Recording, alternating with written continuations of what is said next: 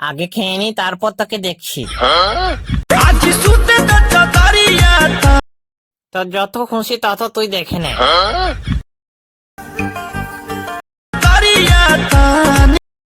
এবার তোকে আমি দেখছি। अब तू गया बेटा, अब तू गया, देख तेरी।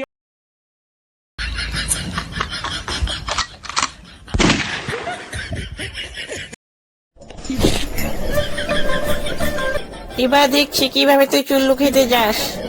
চম্পা, আমার কাছে একটা খাজানার ম্যাপ আছে। হ্যাঁ, খাজানার ম্যাপ? এটা তুমি কোথায় পেলে? কালকে মাঠে কাজ করতে গিয়ে পেয়েছি।